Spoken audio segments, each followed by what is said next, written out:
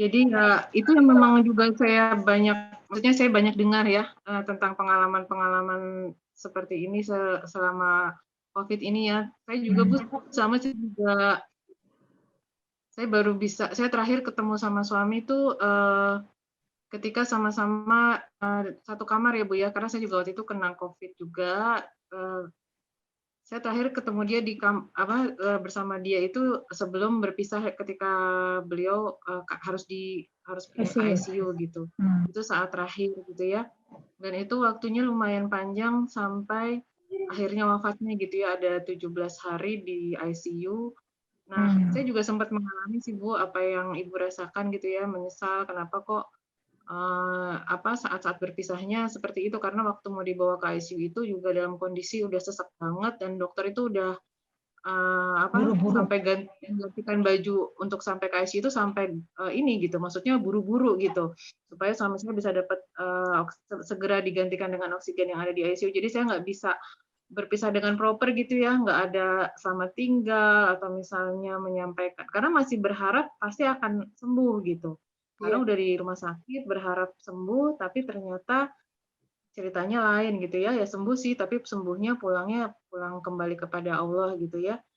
Ya kalau saya pada akhirnya saya sempat mengalami sih Bu hal-hal seperti itu ya, rasa bersalah, kenapa saya begini, kenapa saya begitu, kenapa saya nggak maksa harus ketemu aja di ICU minta tolong pakai APD untuk bisa ketemu suami saya untuk terakhir kali. Hal-hal seperti itu sempat saya pikirkan juga, tapi akhirnya saya kembalikan lagi, mungkin ya memang begitulah cara Allah. Dengan begitu, maksudnya dengan seperti itulah memang proses berpulangnya itu menjadi bagian dari takdir yang harus dihadapi, diterima gitu ya Bu ya. Dan Ibu tuh sudah melakukan terbaik yang Ibu bisa dengan membawa ke rumah sakit aja itu udah artinya sudah merupakan ikhtiar yang luar biasa gitu ya Bu ya. Ketika Ibu memilih untuk mengurus anak itu kan menjadi bagian dari tanggung jawab Ibu sebagai seorang ibu kepada anaknya ya. Artinya kan insya Allah Ibu itu hal baik yang Ibu lakukan, tanggung jawab Ibu kepada anak itu adalah bagian dari kebaikan yang diterima oleh suami gitu ya, insya Allah gitu. Artinya ya memang begitulah ya. Pertama itu memang begitu cara suami harus berpulang, dia akhirnya harus sendirian. Ketika itu sama juga Bu, suami juga saya sendirian Bu di ICU. Saya nggak bisa mentalkin, saya nggak bisa mendampingi, tapi saya udah nitip-nitip sama dokter, sama suster, tolong suami saya jangan dilepas, terus dibacakan seperti itu gitu ya.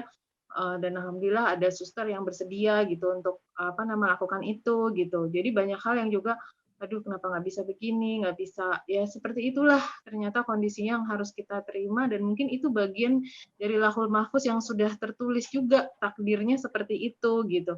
Karena saya pernah membaca kisah juga tentang bagaimana seseorang gitu ya yang di zaman Nabi di zaman sahabat Nabi gitu ya, yang memang cara berpulangnya sudah ditulis dengan begitu gitu. Jadi itu bagian yang harus artinya menjadi bagian yang sudah tertulis dalam suratannya gitu ya, dalam kitabnya dia bahwa dia akan berpulang sendirian seperti itu. Jadi saya meyakini seperti itu Bu gitu, dan mudah-mudahan dengan cara seperti itu menjadi artinya sebuah menjadi sebuah kebaikan, dalam arti saya pernah membaca juga sebuah hadis qudsi gitu yang menjelaskan kalau Allah sayang pada seseorang gitu ya, dia akan mengeluarkan seseorang ini, makhluk manusia ini dari dunia ini tuh dengan cara yang mungkin nggak nyaman gitu ya, yang sulit atau yang, dan itu mudah-mudahan itu menjadikan dia benar-benar bersih gitu, seperti ibaratnya seorang bayi yang baru lahir itu dia kembali ke alam barzah, dia kembali ke dalam ke pangkuan Allah gitu, kembali kepada Allah itu dengan cara yang seperti itu, dengan cara yang sulit gitu. Tapi justru dengan seperti itulah justru dia mendapatkan kebaikan-kebaikan yang yang membuat dia kembali bersih suci seperti seorang bayi. Seperti seorang bayi kan kalau keluar dari rahim seorang ibu ketika melahirkan kan sulit ya, harus menjalani penuh perjuangan.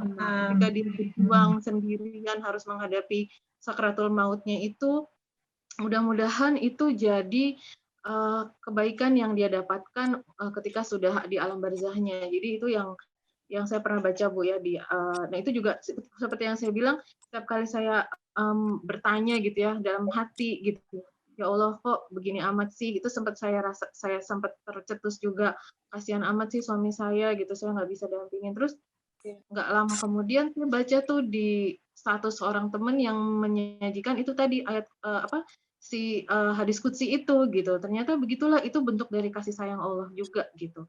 Jadi ketika suami akhirnya harus berpulang sendirian, mudah-mudahan itu jadi kebaikan buat dia gitu. Dan ibu tuh udah ikhtiar ya. Dan itu begitulah cara Allah mengatur gitu, mengatur kepulangan suami. Itu yang menurut saya yang harus menjadi bagian yang kita yakini Bu gitu. Pada akhirnya mungkin hikmahnya adalah yaitu ada anak yang harus kita jaga gitu. Kalau saya berpikir cara saya sekarang untuk berbakti kepada suami adalah mendidik anak-anak saya gimana caranya supaya mereka terus mengalirkan gitu ya doa-doanya, karena doa anak-anak yang soleh itu adalah langsung gitu ya, tidak terputus untuk orang yang sudah wafat. Jadi ketika saya merasa muncul rasa bersalah, ya Allah, saya nggak bisa mendampingi suami pada saat-saat akhirnya. Ya udah, yang ada sekarang yang dia tinggalkan adalah anak-anak. Oke, gimana caranya saya mendidik anak-anak saya supaya anak-anak ini bisa jadi anak yang soleh, bersedia untuk ngaji buat abinya gitu, mendoakan, menjalankan sholat 5 waktu, karena setiap kali anak-anak ini melakukan ibadah atau melakukan kebaikan, maka pahalanya juga mengalir buat suami saya. Jadi itu yang saya arahkan ya Bu ya, fokusnya saya ubah gitu. Yang tadinya saya merasa menyesali, terus oke, sekarang apa yang bisa saya lakukan? Yang bisa saya lakukan adalah almarhum meninggalkan anak-anak. Nah ini sekarang menjadi kewajiban saya untuk menjadikan anak-anak saya terus menjadi pahala buat suami saya, seperti itu Bu. Jadi ketika Ibu sekarang ada anak-anak yang harus dibesarkan, dididik, nah mudah-mudahan dengan nanti insya Allah anak-anak Ibu menjadi anak yang soleh, dan disitulah kita membayar tanda kutip ya rasa bersalah kita yang mungkin tidak bisa kita lakukan gitu ya, ada hal-hal yang tidak bisa mendampingi di saat-saat terakhirnya. Ya kita sekarang akhirnya ya kan ada 3 hal ya, ada 3 hal yang tidak Jadi ya. amal jariah, ilmu yang bermanfaat, dan anak-anak yang soleh. Jadi sekarang saya fokusnya setiap hari mengingatkan anak-anak sholat, ayo ngaji buat Abi, ayo kita doakan Abi. Jadi itu sih yang terus saya lakukan gitu fokusnya. Jadi terus berproduktif gitu ya. Bagaimana mudah-mudahan Allah gitu memberikan saya kekuatan supaya saya bisa mendidik anak-anak menjadi pahala jariah buat ayahnya Bu gitu. Jadi Ibu nggak salah dari segi kecepatan medis sudah, kalau menurut saya sih udah memang begitulah Bu, memang benar. Jadi emang kita nggak boleh memasukkan keluarga di UGD supaya tidak tertular ya kan Ibu ya. Yang namanya isolasi kan begitu ya. Keluarga nggak boleh menemani gitu ya, hanya tim medis saja yang merawat. Apalagi kalau di ICU juga nggak boleh. Bahkan jangankan ICU, ruang biasa isolasi mandiri, isolasi pasien COVID sedang atau berat saja, itu juga nggak boleh keluarga mendampingi. Kalau anak-anak mungkin masih bisa ya, tapi kalau dewasa memang kebijakan dari rumah sakit demikian. Jadi ibu jangan merasa bersalah, sudah tepat ya. Cuma prosesnya tuh cepat banget ya. Dibanding Mbak Indah, mungkin Mbak Indah berapa hari ya, berapa minggu, ibu cuma sehari. Cuma sehari kan kaget banget ya gitu. Jadi nggak ada persiapan, nggak ada apa-apa, tiba-tiba kehilangan. Nah itu mungkin bedanya ya. Tapi semuanya sama sih, memang demikian lah kalau COVID. Dari segi rumah sakit memang tegas ya, nggak boleh didampingi, keluarga juga nggak boleh menemani. Nah kalau pasien yang memang tidak sadar, tidak bisa ditalkinkan, itu udah otomatis itu udah syahid Bu, walaupun tidak ditalkinkan, tidak ada yang sempat sibuk tenaga medis membaca Quran, tidak sempat karena semuanya sibuk, insya Allah mereka adalah orang-orang yang syahid matinya gitu ya. Mungkin gitu ya Bu. Ya, kasih dok. Sedikit aja tambahannya bahwa kita kan ini dari saya kutip dari Ustadz Saiful Bahri ya, bahwa perjalanan hidup manusia itu sebetulnya nggak cuma di sini.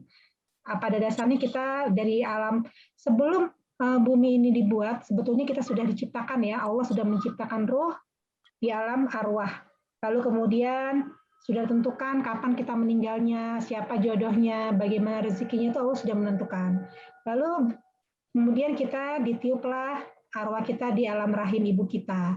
Kita nggak bisa milih, saya maunya di Australia aja deh, saya maunya di New Zealand yang COVID-nya aman, nggak bisa. Kita terpaksa tinggal di Indonesia, itu memang sudah ketentuan dari Allah. Ibu kita siapa sudah menjadi ketentuan. Lalu dalam 9 bulan lebih kita lahir, ya, kita kemudian lahir. Di sinilah alam dunia yang penuh dengan media sosial sekarang, ya, penuh dengan lagi pandemi. Ini harus kita hadapi. Nah, suatu saat dengan waktunya kita akan pulang. Kita akan terpisah ruh dan jasad kita di alam barzah. Dan ini ada kehidupan lain sebetulnya, ada kehidupan lain yang kita nggak tahu kehidupan seperti apa, tapi intinya orang-orang yang soleh, orang-orang yang berjuang, berjihad, dia akan mendapatkan kenikmatan. Kata Allah, sungguhnya mereka itu tidaklah mati, tapi mereka hidup di sisi Allah dengan begitu nyaman, ya. Nah, kita melihatnya dia sudah tidak ada, tapi sungguhnya di sisi Allah dia hidup. Kemudian di alam berikutnya kita di alam akhirat itu, kita akan dibangkitkan lagi nanti setelah hari kiamat. Ini intinya sedikit lagi ya, ini adalah timeline kita, proses perjalanan manusia dari kiamat. Jadi kata Rasulullah ya, dan dengan izin Allah, manusia itu katanya tidak pernah mati, dia makhluk abadi, hanya berpindah-pindah alam saja gitu, dari alam ruh, alam dunia, alam barzah, kemudian kita akan dikumpulkan di padang mahsyar, kita akan digabungkan lagi fisik dengan ruhnya, lalu kita ada proses menunggu. Proses menunggu di mana ada 2 malaikat mengiringi kita sebagai protokoler yang mendampingi kita, yang membawa catatan amal kita ya. Lalu di Yaumil Al-Hasyr ini kita akan dikumpulkan semua manusia dan pembagian rapot, Bu. Pembagian catatan amal. Apakah kita dikasih dari tangan kanan yang menunjukkan suatu kebahagiaan atau kabar gembira, atau kita diberikannya dari sisi kiri atau belakang yang kayaknya ini celaka nih akan masuk neraka dan seterusnya gitu ya. Lalu kemudian ada lagi timeline lagi yang berikutnya, kita akan mendapatkan ketentuan dari penimbangan ya. Lalu ada hari persaksian, semua alat tubuh kita akan berkata-kata sedang mulut kita diam. Lalu ada keputusan kita masuk surga atau neraka. Lalu di perjalanan akhir kita ke surga atau ke neraka secara berkelompok. Lalu ada lagi terakhir. Lalu ada penyambutan, ada penjaga pintu-pintu yang menyambut kita, apakah pintu surga atau pintu neraka. Lalu kita akan ditetapkan mau tinggal di selama-lamanya di surga selamanya atau di neraka dulu sebentar lalu masuk surga, itu ketentuan dari Allah. Lalu kita mudah-mudahan ya Bu, semuanya di sini menjadi penduduk surga yang dapat menikmati materi dan non-materi dan yang paling penting adalah berjumpa dengan Allah. Nah, jadi kebetulan saya sudah kehilangan anak pertama saya ya, yang umurnya baru 20 tahun. Saya juga kehilangan tahun 2019 tanggal 1 Agustus lalu. Jadi saya merasa ini hanya perpisahan sementara gitu ya. Kita hanya perpisahan sementara dengan anak saya, dan saya berusaha untuk menabung segala sesuatunya yang berhubungan dengan amal jariah tadi, misalnya dengan wakaf, dengan berkurban, dengan membaca Quran, apapun amal-amal kebaikan yang kita niatkan untuk almarhum anak saya atau suami atau siapapun, sehingga akan menambah amal jariah beliau, dan nantinya kita akan seumur dengan anak-anak kita ya, bertemu lagi dengan keluarga kita. Jadi ini perpisahan sementara. Emang sih ngomongnya gampang ya, tapi kenyataannya sesaat itulah perjuangan. Jadi Ibu jangan khawatir ya, masih ada anak-anak kita yang harus kita dampingi, yang harus kita berikan semangat untuk berjuang lagi ya. Dan semoga Allah memudahkan langkah Ibu ya, dan juga ibu-ibu di sini. Nah, di sini selain ada saya, ada juga nih ada teman-teman kita di sini, mungkin Dr. Ami Rahmi Safitri ya, mungkin mau ngasih masukan, pengalaman ya. Ada Dr. Zakia dari NTB nih, silakan. Ada Endang ya, ada Dr. Endang yang juga pernah kehilangan ya, mungkin bisa sharing juga. Ayo, yang lain silakan yang mau ngasih masukan sebelum kita tutup nanti 21.30 deh. Tapi kalau duluan nggak apa-apa, silakan yang mau masih 12 berapa menit lagi ya? Sampai ya 10 menit lagi yuk kita tutup sementara menunggu tutupan. Ada yang mau ini nggak sharing? Ada di sini yang mau berbagi pengalamannya? Atau ada yang mau bertanya lagi menyambung tadi paparan dari Mbak Indah, silakan ya. Jadi kuncinya semangat adalah ikat tujuan kita, bahwa tujuan kita nggak cuma sekarang, tujuan kita panjang banget, sampai tadi ada 12 item ya, 12 tingkatan tuh, sampai ke surga nanti. Jadi ini baru fase apa tuh? Awal amruh, rahim, baru 3 tingkatan Bu, tenang aja, masih ada 9 tingkatan lagi proses kehidupan manusia ya. Sekarang gimana caranya kita banyak amal gitu aja. Banyak amal, banyak dan jangan tergoda untuk sedih terus, tapi kita juga harus tetap semangat. Mungkin Dr. Rahmi Safitri, ayo silakan buka mic-nya, Mi. Iya dong. Aduh, sebenarnya saya di sini lebih banyak menerima ilmu ya, karena entah katanya kalau orang yang mendapatkan cobaan atau ujian adalah yang disayang Allah. Saya sampai saat ini, saya mau bilang alhamdulillah saya belum merasakan kehilangan yang dalam, tapi saya takut saya belum diuji, saya tidak disayang sama Allah gitu. Jadi saya tidak punya pengalaman tentang merasa kehilangan ya di sini. Jadi lebih banyak untuk mendengarkan saja. Cuma mungkin di luar keluarga mungkin saya suka karena kebetulan saya berdinas di rumah sakit dan menangani nakes-nakes yang bekerja di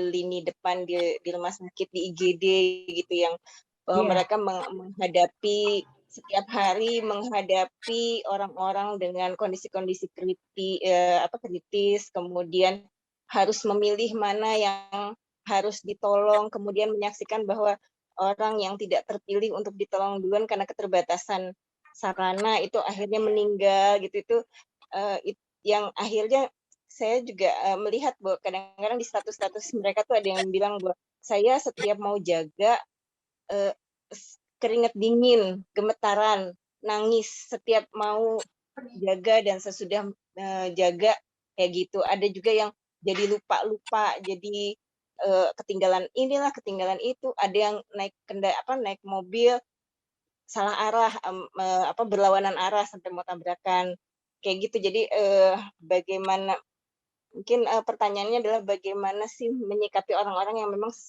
kesehariannya tuh menghadapi kematian dan seperti seolah memilih si ini saya selamatkan, yang ini saya belum bisa selamatkan gitu. Mungkin kalau ada masukan dari Mbak Indah boleh. Wah, ini juga pertanyaan yang lumayan berat ya, Itu maksudnya dilema nakes tuh, dilema. Indah. Kenyataan yang kita hadapi sehari-hari ya. Iya, memang sulit ya gitu. Tapi kan kita hanya bisa melakukan yang terbaik yang bisa kita lakukan ya. Artinya kalau saya meyakini bahwa Allah itu kalau kita memang melakukan segala sesuatu dengan tulus gitu ya, sesuai dengan apa yang kita harus kerjakan, itu pasti juga akan dituntun gitu ya. Dan ketika pada akhirnya kita memilih seseorang dibanding orang yang lain gitu, pada akhirnya itu juga adalah sudah ketentuan Allah juga gitu. Ketika waktu itu saya juga sempat ini ya, sempat suami saya tuh sempat ketika dia sebelum sampai di ventilator, dia juga bilang, aduh Bun, ini ada yang udah lewat tuh tanda kutip maksudnya sudah wafat gitu, dan ini suster-suster tuh bawa body bag-nya itu di depan saya gitu. Dan setelah itu dia serang kecemasan yang luar biasa. Dia bilang, kok nggak peduli amat sih, dia bilang gitu. Terus saya bilang, ya saya dalam hati saya juga mikir ya, waduh gitu, kok nggak sensitif banget ada orang yang lagi berjuang hidup tapi di depannya itu dia ngebawa body bag itu yang kuning itu ya gitu, dan itu cukup berpengaruh ternyata gitu. Terus saya juga berpikir mungkin ya memang itu tadi seperti yang Mbak Rahmi bilang, ya memang mereka udah ini sangat ini sekali ya, maksudnya itu nggak ada pilihan lain gitu, mereka harus melakukan itu dan mungkin ya itu memang harus dijalan, emang itu yang kalau kita kembalikan lagi kepada ketentuan Allah gitu, bahwa setiap apa yang kita lakukan itu sudah dalam bentuk pengawasan dan ketentuan dan ukurannya Allah gitu, bahwa dia akhirnya memilih yang ini yang harus diselamatkan gitu kan. Yang penting dari sisi kauniyahnya, ikhtiar manusianya dia sudah berusaha, tapi ketika memang pada ujungnya yang terjadi adalah di luar kuasanya, itu memang udah benar-benar ya kuasa Allah gitu, ketetapannya Allah gitu. Jadi manusia balik lagi hanya bisa berikhtiar, berusaha, ketika kita awali dengan berdoa dan memohon bimbingannya gitu, ya saya dan meyakini bahwa yang kita lakukan adalah sesuai dengan apa yang ditetapkan gitu, misalnya sesuai dengan SOP-nya, sudah berikhtiar dan berusaha, ya memang harus dipasrahkan gitu kepada Allah. Udah nggak bisa lagi, maksudnya itu tadi ya, menyalah-nyalahkan diri sendiri. Saya tuh sempat menyalahkan diri sendiri juga, sempat ngerasa saya seperti itu tadi ya, saya nggak bisa melindungi suami saya dari hal-hal seperti itu. Tapi ya begitulah ketetapan yang harus dihadapi, dijalani. Yang paling tidak kita menyadari aja setiap apa yang kita rasakan agar tidak misalnya seperti tadi kita sadar bahwa kita cemas gitu atau kita merasa bingung. Artinya kita butuh waktu untuk mengelola emosi dulu gitu, tenang dulu sebentar sebelum akhirnya melakukan suatu aktivitas sehingga misalnya tidak perlu sampai salah arah gitu. Ini mau kemana, bahkan perlu self talk, perlu bicara kepada diri sendiri bahwa Bismillah hari ini saya akan melakukan yang terbaik, berdoa dulu, ya Allah bimbing saya seperti itu dan setiap apa yang saya lakukan insya Allah dilakukan karena memang menjalankan tugas, mohon petunjuknya. Nah seperti itu. Kalau memang sudah dilakukan hal seperti itu, insya Allah mudah-mudahan ya apapun yang dilakukan ketika keputusannya terjadi, artinya ketika Allah sudah mentakdirkan ya memang dia sudah berusaha seperti itu gitu. Maksudnya bagian dari apa yang kita lakukan memang tidak bisa semata-mata artinya kita harus membagikan sebagian dari tanggung jawab kita kepada keputusannya Allah gitu ya. Tidak semata-mata bahwa ini adalah usaha saya gitu. Tapi apa yang saya lakukan juga adalah bagian dari izinnya Allah kita bisa melakukan itu sehingga ketika juga yang terjadi adalah mungkin di luar pengharapan kita atau ekspektasi kita bisa kembalikan lagi kepada Allah gitu. Mungkin itu sih Mbak Rahmi. Jadi memang ya apalagi di ini ya untuk nakes-nakes yang di IGD atau yang di ICU gitu mereka sudah berusaha luar biasa. Jadi saya selalu bilang sama dokter, saya percaya sama dokter bahwa dokter sudah melakukan yang terbaik yang dokter bisa. Ketika juga dokter bilang, Bu, ini harus pasang ventilator, ini harus saya harus itu. Bagaimana Bu gitu? Ya udah Dok, saya sudah serahkan kan ini dokter kan melakukan itu dengan ilmu, dengan kemampuan yang dokter tahu, yang dokter bisa dan saya yakin bahwa dokter juga bertanggung jawab terhadap apa yang dilakukan dan saya percaya bahwa dokter melakukan yang terbaik buat suami saya bilang gitu. Jadi ketika saya juga memberikan dukungan kepada petugas kesehatan, kepada dokter, kepada nakes, mereka juga saya yakin menjaga kepercayaan kita dan berusaha untuk memberikan yang terbaik seperti itu gitu untuk orang-orang yang kita sayangi. Mungkin seperti itu ya. Jadi dokter saya sih selalu ini ya percaya gitu. Ketika misalnya Bapak harus ini, Bu harus ini. Terus pertimbangannya apa Dok? Gini-gini. Oke, saya percaya sama dokter. Nah, saya yakin pada saat itu dokter juga pasti akan berusaha melakukan yang terbaik seperti itu. Oke, Mbak Indah, makasih banyak ya. Makasih ya Mbak Indah. Masya Allah ya, Masya Allah banget ilmunya, paparannya dan sharingnya kepada kita semua di sini ya. Semoga ibu-ibu ya, teman-teman jangan putus asa, selalu optimis dan selalu kita saling kembali lagi kepada Allah, selalu kembali kepada Allah dan kita selalu menguatkan ya, saudara-saudara di sini saling menguatkan dimanapun kita berada. Baik, karena waktunya sudah habis, terima kasih sekali lagi buat Mbak Indah Sulistiarini, psikologi kita yang telah memaparkan dan juga kepada teman-teman semua, ibu-ibu yang sudah hadir di sini. Semoga kita semua dapat diridhoi oleh Allah ya semuanya dan sehat selalu. Mari kita tutup pengajian kita dengan baca hamdalah. Alhamdulillahirrabbilalamin. Istighfar, astagfirullahaladzim dan doa penutup majelis. Subhanallahumma rabbana wa bihamdika asyhadu an la ilaha illa anta astaghfiruka wa atubu ilaik. Sampai ketemu Kamis depan. Mohon maaf tidak ada kekurangan. Pamit semuanya. Assalamualaikum warahmatullahi wabarakatuh. Waalaikumsalam warahmatullahi wabarakatuh. Mbak Nuli, mohon maaf kalau ada kekurangan. Terima kasih Nuli.